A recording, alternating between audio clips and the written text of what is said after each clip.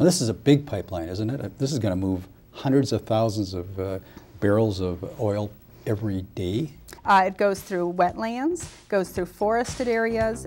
Actions against proposed oil pipelines in Minnesota and Canada. This is the new Canada, the Canada of oil miners. Political cartoonist Dan Murphy. You have a schmutz. You have a The theater of public policy and provocateur Mike Gelfand. Women are very good at multitasking. Now on Democratic Visions, here's Tim O'Brien. These days, prices at the gas pumps are low and getting lower. New cars are selling like hotcakes. Politicians are happy, and issues of climate change and the environment seem to have been thrown under the bus while we celebrate our apparent good fortune. Canadian oil producers want to run more pipelines through America's Great Plains and through the land of 10,000 lakes. That's northern Minnesota. We welcome to the table for the first time Catherine Hoffman. Thank you, Tim. Catherine works for the Minnesota Center for Environmental Advocacy, which we're going to call MCEA from here on. Is that okay? It is. Now, Catherine, before we get into a discussion of the Sandpiper pipeline, tell me a little bit about MCEA. What is it? MCEA is an environmental organization that was founded in 1974.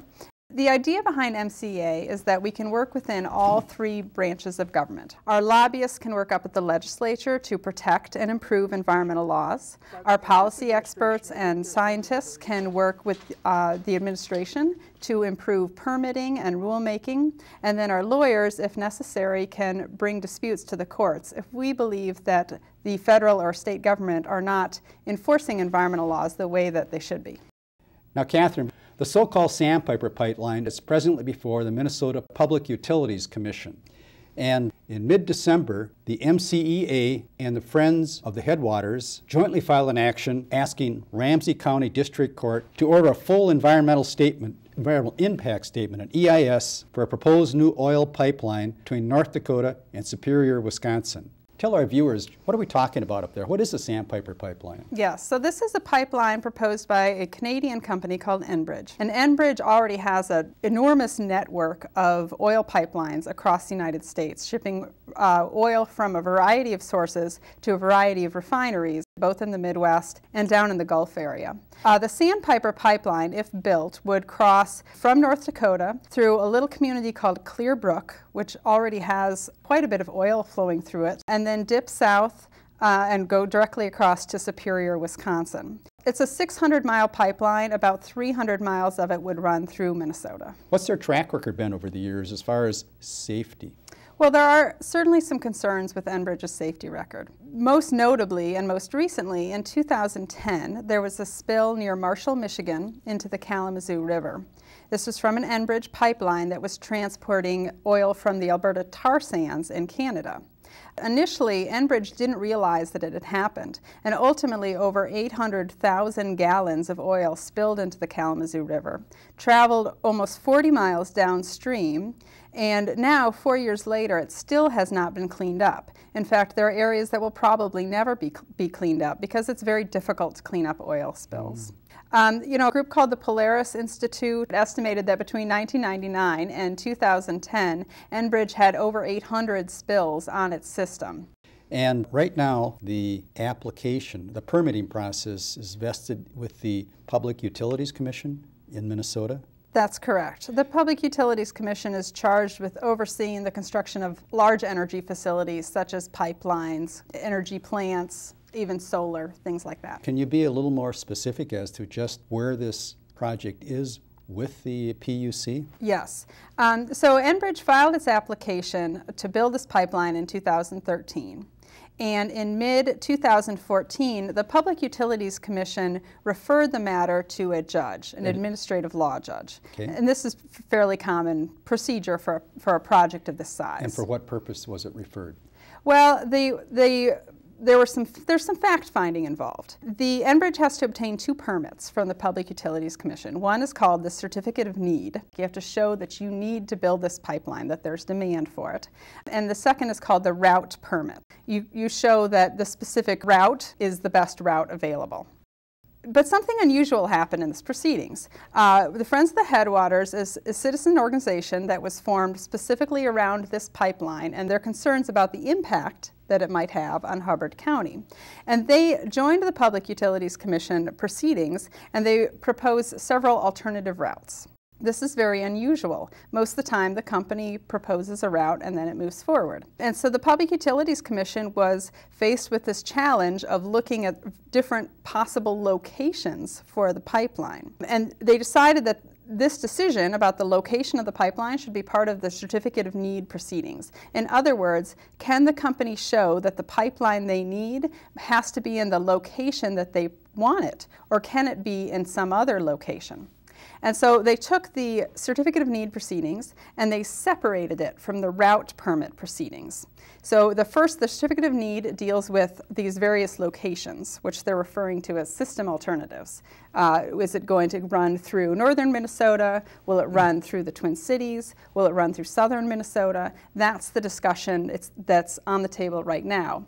At a later date, if it moves forward to the route proceedings, then the PUC looks at the particular route proposed in a lot more detail. Are there localized features that the route needs to go around? A wetland, a highway, a piece of agricultural property that's particularly valuable, things like that. But at the moment, we're talking about a big picture question. Where does this pipeline go in the state of Minnesota? In the end, we're talking about how the different routes, the different potential locations compare to each other.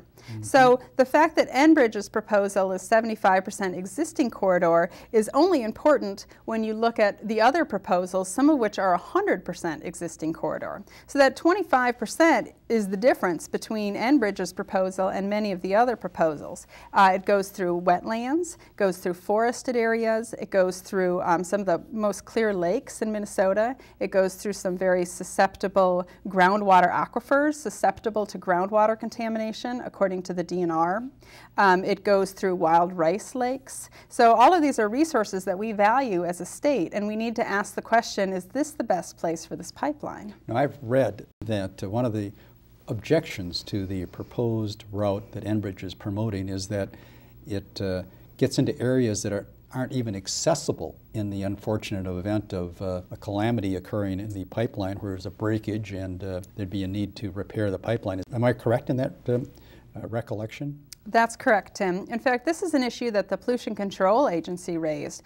If in the event of a spill, if you're talking about a remote stream or wetland, you've caused enormous damage and taken quite a bit of time just to get the equipment in there in order to start the cleanup. Mm-hmm. And in certain cases, you've destroyed the resource to the point where it can't be brought back. If you have a peatland or a stream, you can't just bulldoze it the way you might a farmland. Like anything else, we have politics involved in this, and I know that Representative Nolan up in the 8th District is on record as stating in effect, well, we need a pipeline, but we don't like this location. It should be routed further south to get into more stable soil. Is that a position that your organization subscribes to? That's correct. Friends of the Headwaters and MCA are not opposed to pipelines necessarily, but we are very concerned about this particular route that Enbridge has proposed. And this is why Friends of the Headwaters put forth these alternative routes which don't travel through the same sensitive resources that Enbridge's proposed route does. Now, you were good enough to give us an explanation of what the Public Utilities Commission intends to do, but as a litigant, that apparently is not satisfactory to the FOH or to your organization. Can you tell me why? Well, the Public Utilities Commission is neglecting to take an extremely important step in the planning of any large facility in Minnesota, which is to conduct an environmental impact statement. An environmental impact statement, and I want to talk a little bit about what the purpose of environmental review, because I think it's something that's widely misunderstood. Please do. A lot of people think that environmental review it's bureaucracy, it's red tape, it's a way for environmental groups to delay a project. We at MCA and Friends of the Headwaters feel differently. The purpose of environmental review is a planning document. It's not an opportunity to say yes or no to a project. It's an opportunity to plan the project so that it has the least impact on the environment. environmental review would allow us to look at those 6 options and decide which one is the right one for the state of Minnesota to protect our natural resources. Here, the Public Utilities Commission has decided not to do that. They've decided that it's okay for them to make this decision without an environmental impact statement. It's not only the wrong decision for the state of Minnesota, it's also illegal. All of this is governed by the Minnesota Environmental Policy Act, which is a law that was passed back in the 70s. And it specifically prohibits agencies from approving any kind of permit or certificate or project without doing an EIS first. You can't do an EIS in the middle after you've had some approvals. You have to do your EIS at the very beginning before you've made any of your permit decisions so that it can inform all of them.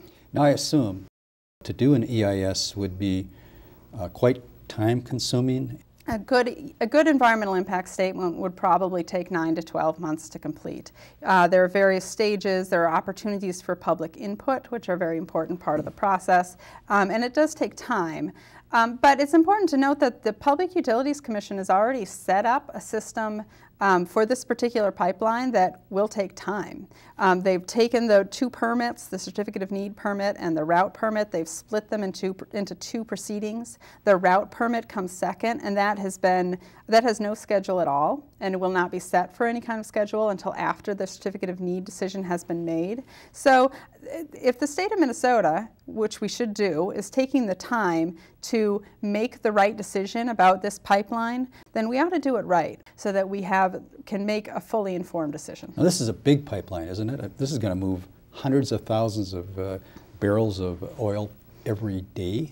That's right, 375,000 barrels per day from the Clearbrook location to Superior, Wisconsin. Wow. And what kind of oil are we talking about? This is oil out of the Bakken oil fields in North Dakota. The oil you get from fracking out in that area? Correct. My understanding is that Enbridge itself has announced that the construction of this pipeline, should it be a certificate of need be issued, formally was going to begin in 2016, and now they're looking at 2017. So if there was an EIS, it would fall within that general time framework, apparently. Would that not be correct? Right, I think that's correct.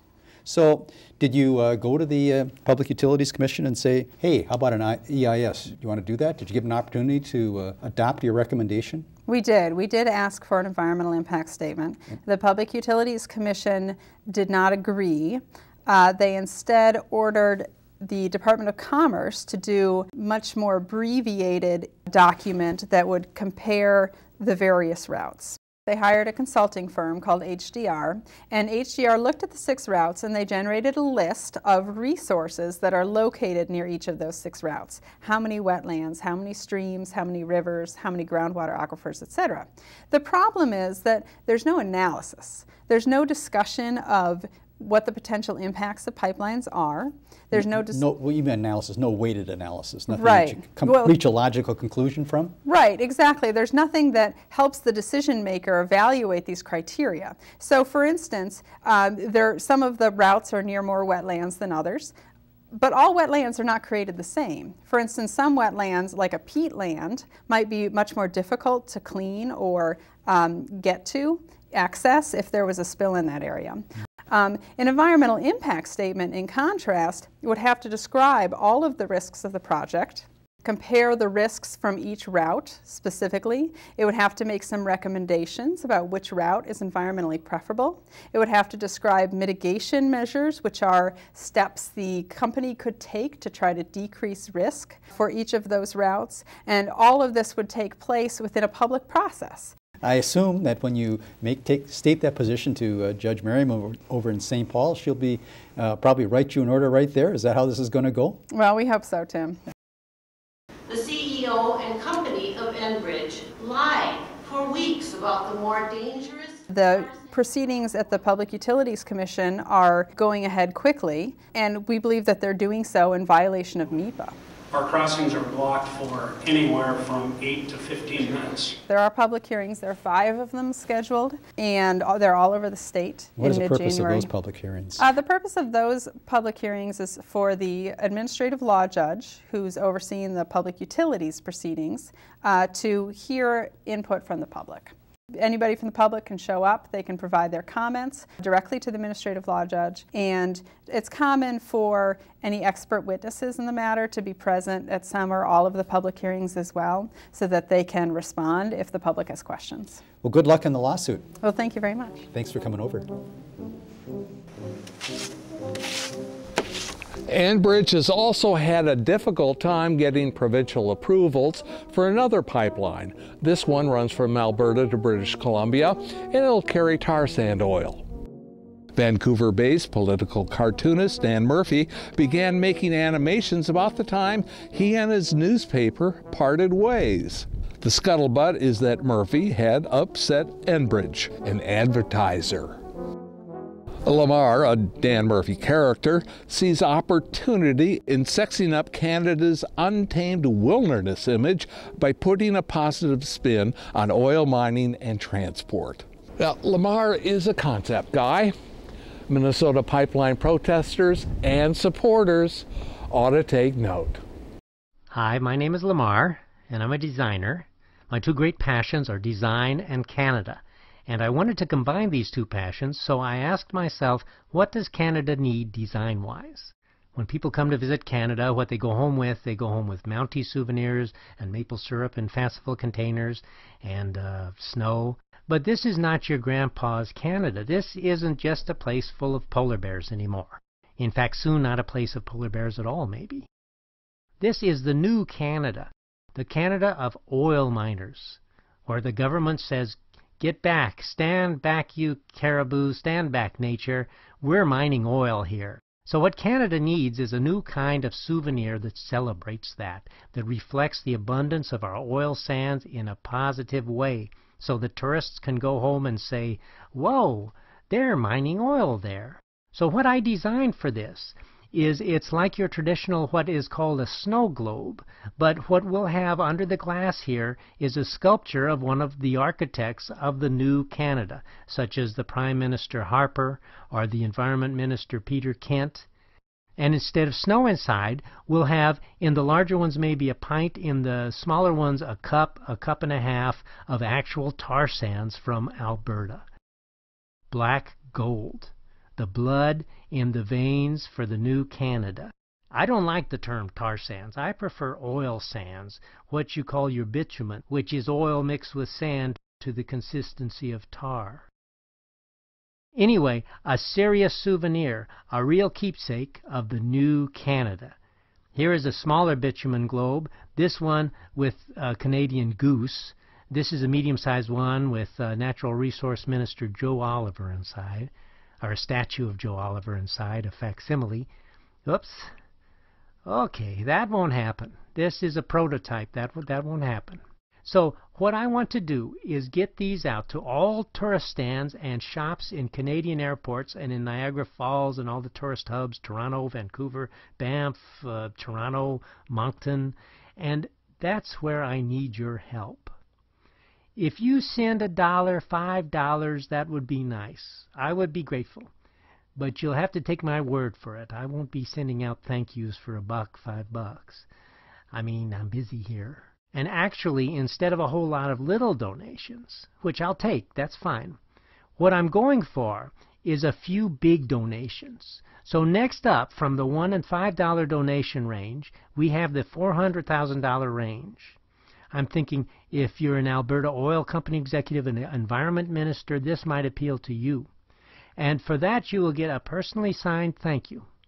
2 of the large Harper tar globes, 1 of the medium-sized Peter Kent tar globes, and 5 Canadian geese tar globes. For a $720,000 donation, if you're a state-owned oil giant, Sinopec for example, this is probably the range you'll be comfortable with. You would get the thank you, the 2 large, 1 medium, 5 goose-sized tar globes, an additional 8 Joe Oliver tar globes, that will be fixed, and I will rename my son, which I will learn how to pronounce. And for the $950,000 contribution, I'll only be taking 2 of these. So if you're an oil pipeline company wanting to make an oil pipeline company-sized donation to help make this dream happen, Enbridge, TransCanada, Kinder Morgan, one of you is going to be left out. This level donation, you will get a signed thank you, the 2 large, 1 Peter Kent medium, 5 geese, and 8 Joe Oliver-sized tar globes containing authentic Alberta oil sand bitumen. One of my daughters will be renamed after your particular pipeline, and my son will, as soon as he finishes high school, sign on to work on pipeline construction or security or cleanup, though I'm sure that won't be necessary. So, my name is Lamar. Help make this dream come true. Thank you.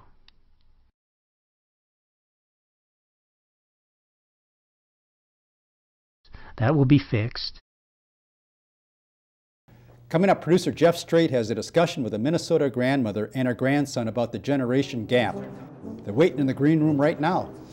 You have something on your face, sweetie. You have a schmutz. You have a schmutz. Oh, it's a freckle. Jeff wants to know, as I do, how a survivor from the crazy 1960s deals with issues and trends that are important to a millennial. A few months ago on the Green Line between downtown St. Paul and Minneapolis, I saw a real interesting couple. One's a grandmother, one's a grandson. I thought it would be interesting on Democratic Visions to query them about their views of politics. There's nearly 60 years between the two. Marjorie, welcome to Democratic Visions. Thank you. Yeah. I'm delighted to be here and be alive. Brandon, you too. Welcome. It's a pleasure. So much wisdom in the room. Yeah. Now, are you a millennial, Brandon? Yes, I am.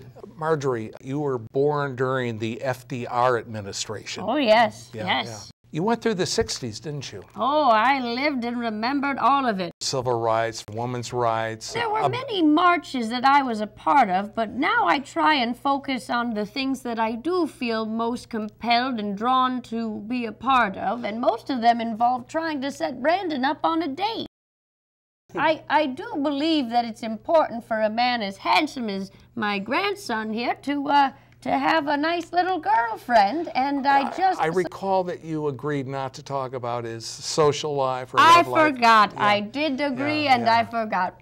Do you get lectured or informed about what we did in the 60s? Most of the time, Grandma explains things through classical movies that I haven't really seen. Showboat! Showboat, yeah, okay. Well, it's about racial relations. I'm just so happy I remembered the name of it. That was going to bother me if I hadn't. Tell me, are you all wired up, Brandon? Do you do Wi-Fi? Do you have cell phones? Do you text? Are you a social media guy? He is. He's always talking to the girls. Pardon me, let him answer. Well, he can't answer good enough.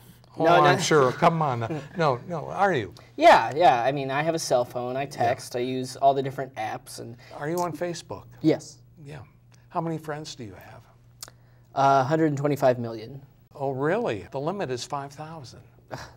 What appeals to you more on Facebook, pictures of elected officials or kitty cats? The kitty cats. Those are easier to like. Are you pretty astute politically now? Well, yeah. All these issues right now are they're very contentious. I was asking my grandmother the other day whether or not it's ever been this complicated with people being heated and not being able to compromise. But I don't remember the movie. Something about a lion, No, Lion in Winter. That was a wonderful movie about politics. What's your favorite movie? My favorite movie is a documentary called KOYAANISQATSI.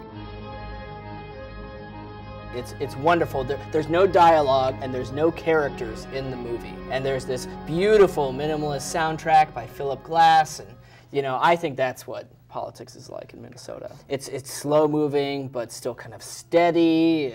And see, Minnesota politics, if it was working properly, should be like the movie 7 Brides for 7 Brothers. No. Some good old-fashioned dancing, a barn raising. That's what it should be about. I agree with her, but you're a different generation. You're a millennial. Did you vote in November? I certainly did. I brought Marjorie to the polls. Hello. Good. I wanted to make sure that she got to vote. But we got to stand in line together, and we did a Sudoku together. We have 2 main parties in Minnesota, the DFL and the Republican. Okay. Honestly, sometimes I'd like to spank them. Some of the Republicans might kind of like that. Just for everybody. I'd spank the Independence Party if they could get someone elected. What about the DFL party? They're not connecting with Greater Minnesota, and I think we need to go back to sort of a traditional remedy. I was spanked. Yeah. Spanked for minor infractions by Marjorie. Okay. Now listen, be careful. You're going to get me out of the NFL with talk like that. Let's talk about President Obama. Is he doing a good job? I think he's doing the best he can, and what's the matter? I think that the president is handsome. And you're embarrassed? I think maybe the First Lady has something to worry about here. I've seen her arms. I wouldn't go ahead and talk about her husband in front of her. She could pound me into a little pulp. That's a personal note, but on a political note, for our wonderful country, is he doing a good job? Brandon? The stock market's up. The economy's doing better. Sure. I think, you know. Have you seen him in a swimsuit? I have not. I have. I think this might be another case of distant, unrequited love. Did you know Russia's still a country? Yes, I did, yeah. My God. Yeah, yeah. I have one personal question of you. Yes. When did your husband leave you? He died. Brandon and Maggie are founding members of the Theater of Public Policy. The troupe concluded its election season shows at the Bryant Lake Bowl in late November, but are for hire right now. Give them a call. They customize improv entertainments for corporate, nonprofit, and public and college events. Of course, no one on Democratic Visions is paid anything. Our stuff is always free, and it's on YouTube 24/7. Just search for the Democratic Visions channel. Distracted driving. There are laws being made to keep people off their cell phones and from texting while they're driving. Not enough, but yeah. Not enough. I'm with Mike Gelfand. He's going to talk about it right now. Well, the only point I want to make is what you see is insane out there. You know, you see in my neighborhood, I see people. Yesterday, I saw an old guy, and he's in one of these battering ram SUVs. He gets into his vehicle, starts up the motor, but first, before he can actually go anywhere, he's got to dial up. He's got to talk to someone. I'm sure it's very important. Yeah. Then he executes the U-turn. And it's insane. And the point I try to make to people, which they just don't, they really don't believe is, look, you lead a sedentary life, right? You don't live an exciting life. The most dangerous thing you'll ever do, 50 days of the year, is get into that car. So maybe you should just pay attention for a few minutes. And the thing I hear, like one of the crazy things I hear from some of my female friends is, oh, but you know, women are very good at multitasking. Yes. It's true in one sense. Almost every woman I've ever dated was able to humiliate me and demean me at the same time. Democratic Visions is independently crafted by volunteers, mostly Democrats, from Eden Prairie, Minnetonka, Edina, and Bloomington.